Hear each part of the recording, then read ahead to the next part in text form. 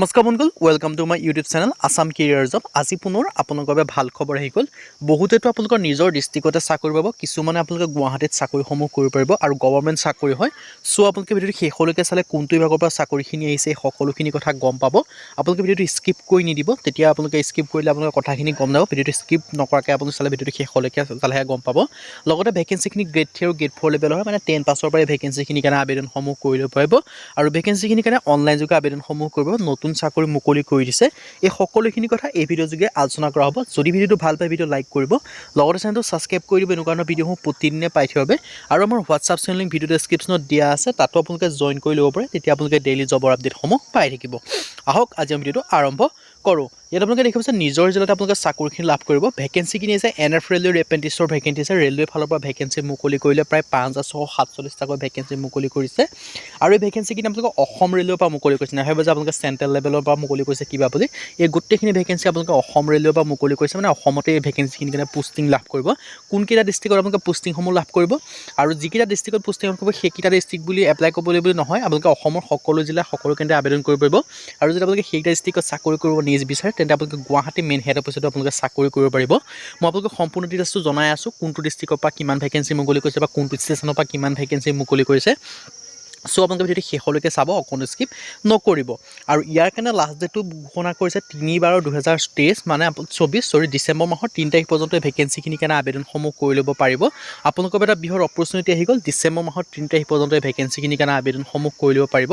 আৰু ইয়াত NF railway Guwahati ফালৰ পৰা ভেকেঞ্চিখিনি আছে, এটা টনে প্ৰায় 5647টাকৈ ভেকেঞ্চি মুকলি কৰি দিছে। আৰু ইয়াৰ কাৰণে আপোনালোকৰ কাঠিতাৰ ভেকেঞ্চি আহিছে, আলিপুৰদুৱাৰ ভেকেঞ্চি আহিছে, ৰঙিয়াৰ জংচনৰ পৰা ভেকেঞ্চি মুকলি কৰিছে। মানে এইবিলাক অসমৰ এইবিলাক ষ্টেচনৰ নাম হয়। এইবিলাক ডিষ্ট্ৰিক্টত আপোনালোকে চাকৰি লাভ কৰিব পাৰিব। মানে ষ্টেচন মানে কি অকল যে আপোনালোকে সেই ষ্টেচনত চাকৰি কৰিব পাৰে তেনে নহয়, আপোনালোকৰ সেই যিমান ষ্টেচনৰ আণ্ডাৰত পৰে, যিমানখিনি ডিভিজনৰ আণ্ডাৰত যিখিনি ষ্টেচন পৰে সেই ষ্টেচনখন মানে আপোনালোকে চাকৰি লাভ কৰিব। চ' আপোনালোকে অসমৰ প্ৰায়কেইখন ডিষ্ট্ৰিক্টতে আপোনালোকে ভেকেঞ্চিখিনিৰ কাৰণে আবেদনসমূহ কৰি ল'ব পাৰিব। লগতে যদি আপোনালোকে সেই ডিষ্ট্ৰিক্টত আবেদন কৰিব নিবিচাৰে বা আপোনালোকে যদি ভাবে যে মই গুৱাহাটীত চাকৰি কৰিম, তেতিয়া আপোনালোকে গুৱাহাটী হেডকোৱাৰ্টাৰ কাৰণে চাকৰিৰ কাৰণে আবেদনসমূহ কৰিব পাৰিব। ডিব্ৰুগড় ৱৰ্কশ্বপৰ কাৰণে মুকলি কৰিছে। ডিব্ৰুগড় ৱৰ্কশ্বপ মানে কি, ডিব্ৰুগড় ৱৰ্কশ্বপ যিমানখিনি ডিব্ৰুগড় ডিভিজনৰ আণ্ডাৰত ৰেল ষ্টেচন পৰে সেই সকলোতে আপোনালোকে চাকৰিখিনি লাভ কৰিব পাৰিব।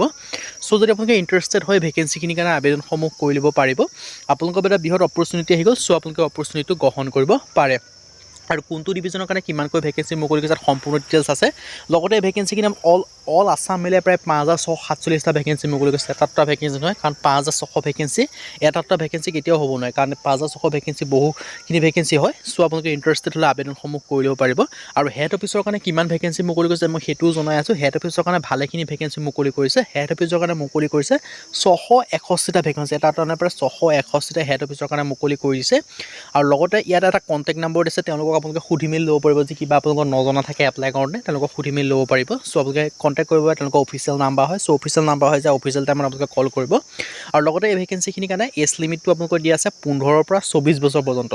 লগতে আপোনালোকে এজ ৰিলেক্সেশ্যনসমূহ লাভ কৰিব যদি আপোনালোকে ৰিজাৰ্ভেশ্যন কেটেগৰীত পৰে। যেনেদৰে আপোনালোকে যদি SC SCত পৰি যায় তেতিয়া আপোনালোকে 5 বছৰ কৰি ৰিলেক্সেশ্যন লাভ কৰিব, মানে 29 বছৰলৈকে আবেদন কৰিব পাৰিব। যদি আপোনালোকে OBC হয় তেতিয়া 3 বছৰ ৰিলেক্সেশ্যন পাব, মানে 27 বছৰলৈকে আবেদন কৰিব পাৰিব। PWD BD আপোনালোকে 10 বছৰ কৰি ৰিলেক্সেশ্যন পাব, মানে 34 বছৰলৈকে আবেদন কৰিব পাৰিব। যদি আপোনালোকে PWD OBC বা NCL হয় তেতিয়া আপোনালোকে 13 বছৰ কৰি ৰিলেক্সেশ্যন লাভ কৰিব। যদি আপোনালোকে PWD SC SC হয় তেতিয়া আপোনালোকে 15 বছৰ পৰ্যন্ত ৰিলেক্সেশ্যন লাভ কৰিব, মানে 39 ইয়াৰ্ছ পৰ্যন্ত আবেদন কৰিব পাৰিব। আৰু যদি আপোনালোকে ইণ্টাৰেষ্টেড আবেদনসমূহ কৰি ল'ব। আৰু ডিটেইলছ এডভাৰটাইজমেণ্টৰ মই লিংকটো ভিডিঅ' ডেছক্ৰিপশ্যনত দিয়া থাকিব, তাৰ পৰা আপোনালোকে ডাউনলোড কৰি চাই ল'ব পাৰিব। আৰু মই আপোনালোকক জনাইছোঁ ইয়াত কাৰণে মই চাইছোঁ, মই মানে চাই পেলাই আপোনালোকক জনাইছোঁ ইয়াত কাৰণে আপোনালোকে 10 পাছৰ পৰা ভেকেঞ্চি পাব। আপোনালোকে যদি ভালদৰে চাই তেতিয়া দেখিব যে 10 পাছৰ কাৰণে বেলেগ ভেকেঞ্চি আছে, 12 পাছৰ কাৰণেও ভেকেঞ্চি দেখিবলৈ পাব। লগতে যদি আপোনালোকে ITI কৰিছে তেতিয়া তেওঁলোকৰ কাৰণেও বেলেগ ভেকেঞ্চি দেখিবলৈ পাব, মানে প্ৰতিটো ক্ষেত্ৰত বেলেগ বেলেগ ভেকেঞ্চি আপোনালোকে দেখিব পাব। আৰু এই ভেকেঞ্চিখিনিৰ কাৰণে আপোনালোকৰ 100 টকাকৈ এপ্লিকেশ্যন ফিজ পে'মেণ্ট কৰিব লাগিব। যদি আপোনালোকে UR হয় বা OBC MBC হয় তেতিয়া আপোনালোকে 100 টকা ফিজ পে'মেণ্ট কৰিব লাগিব। বাকী সকলো কেটেগৰী ফিমেলে কোনো ফিজ পে'মেণ্ট কৰিব নালাগে। বাকী SC SCটো ফিজ পে'মেণ্ট কৰিব নালাগে। মনলি জেনেৰেল আৰু OBC মেল কিন্তু সেই ভেকেঞ্চিখিনিৰ কাৰণে ফিজ পে'মেণ্ট কৰিব লাগিব। আৰু ইয়াৰ কাৰণে আবেদন কৰিবলৈ আপোনালোকে NF ৰেলৱে অফিচিয়েল ৱেবছাইটত গৈ আবেদন কৰিব, নাইবা মই ভিডিঅ' ডেছক্ৰিপশ্যনত লিংকত দিয়া থাকিব, সেই লিংকত গৈ আপোনালোকে আবেদনসমূহ কৰি ল'ব পাৰিব। আৰু আবেদন কৰিবলৈ কি ডকুমেণ্টছ লাগিব সম্পূৰ্ণ ডিটেইলছ লিখা আছে। চ' আপোনালোকে ভালদৰে চাই ল'ব পাৰিব ইয়াত কি ডকুমেণ্টছ লিখা আছে। আৰু ইম্পৰ্টেণ্ট ডেটৰ কথা যে মই ক'ব যাওঁ 4 নৱেম্বৰৰ পৰা আবেদনসমূহ ষ্টাৰ্ট হৈছে আৰু লাষ্ট ডেটটো দিয়া আছে 3 ডিচেম্বৰ। তাৰ আগতে আপোনালোকে আবেদনসমূহ কৰি ল'ব পাৰিব। যদি ভিডিঅ'টো ভাল পালে ভিডিঅ' লাইক কৰিব, লগৰ চেনেলটো ছাবস্ক্ৰাইব কৰি দিব এনেকুৱা ধৰণৰ ভিডিঅ'সমূহ প্ৰতিদিনে পাই থাকিব। আৰু আমাৰ হোৱাটছআপ চেনেল ভিডিঅ' ডেছক্ৰিপশ্যনত দিয়া আছে, তাতো আপোনালোকে জইন বা ফ'ল' কৰি লওক, তেতিয়া আপোনালোকে ডেইলি জবৰ আপডেটসমূহ পাই থাকিব। আজিৰ বাবে পুনৰ ভিডিঅ'ত লগ পাম।